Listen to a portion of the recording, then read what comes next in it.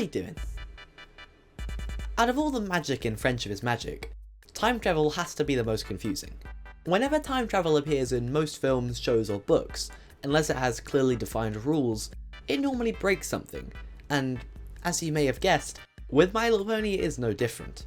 In today's video, I'm going to be going over time travel in My Little Pony and trying to make sense of it all. Will I?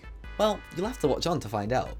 So, without further ado, how does time travel work in Equestria? Time travel is one of those things that usually comes with a lot of rules. Most shows that do it try to be consistent, whether it's Back to the Future logic or multiverse chaos, there's usually some structure. But then there's My Little Pony, which uses time travel exactly twice, and both times it completely contradicts itself. The results are, well, magical in all the wrong ways. At first it's kind of fun. You get a cute Twilight Sparkle loop episode where nothing really happens, just some mild panic and a scroll.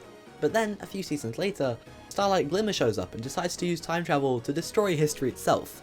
Like the show just picked up a random time travel model from a hat every time they needed one.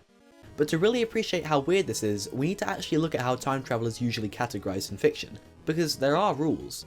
Generally, it falls into one of three camps: immutable timelines, mutable timelines, and alternate histories. Most media sticks to one. My Little Pony, MLP just said yes to them all at once.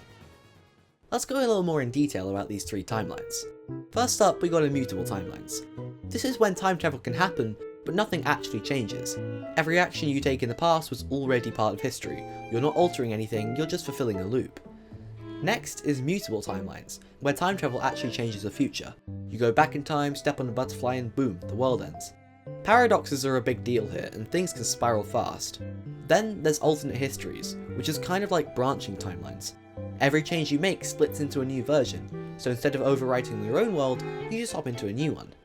Each version keeps existing, parallel to the others, and here's where My Little Pony starts getting funny, because it somehow does all three of these at different times.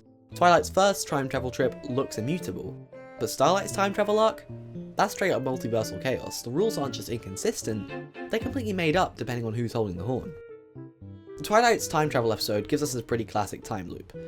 Her future self comes to warn her of something, she starts worrying, and ends up fulfilling everything that happens in the future. Immutable timeline, as I mentioned before. It's a closed loop, nothing changes. Everything she does just ends up fulfilling the events she's already experienced. The whole episode plays out like a parody of time travel stories that overthink everything, and it's kind of brilliant in its own way. However, Starlight's time travel is a whole other story. Starlight uses the same ancient spell from Starsoul the Bearded, but this time she modifies it slightly so it acts differently. Instead of harmless loops, she's nuking the entire timeline. Every time she interferes with the Rainbow, which is apparently the most important moment in equestrian history, she creates a completely different world. Sometimes Equestria is at war, sometimes it's a changeling wasteland, sometimes it's just really sad.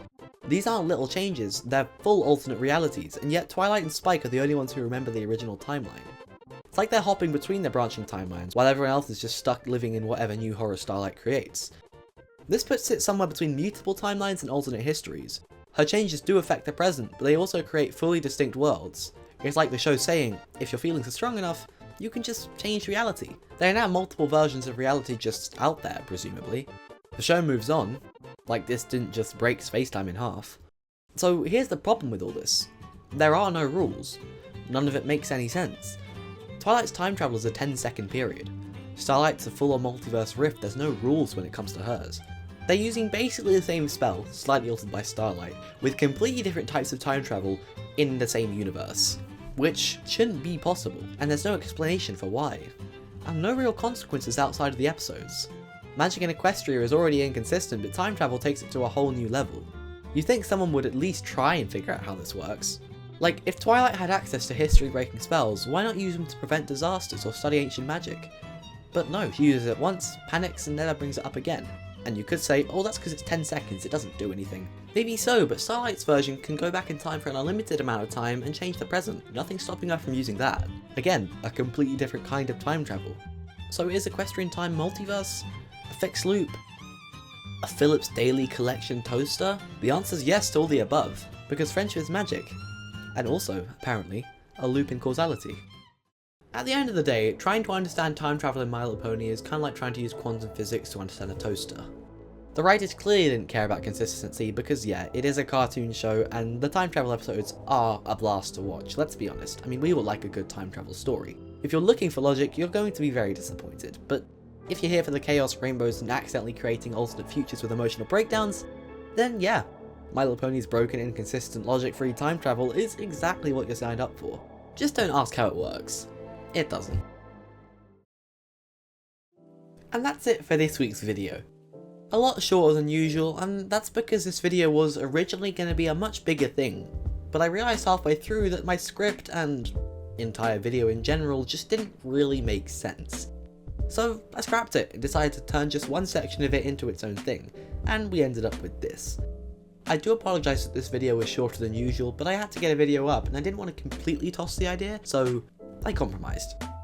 Anyway, if you did enjoy it, please leave a like and consider subscribing if you haven't already. And if you really want to support the channel even more, you could consider becoming a channel member. Shout out to the Red Ravioli for being the first one of them. Hopefully next week I won't trash pretty much my entire video hours before I would have uploaded it, but for this week, I've kept you for long enough. Thanks for watching, I've been Molodash, and I'll see you sometime soon.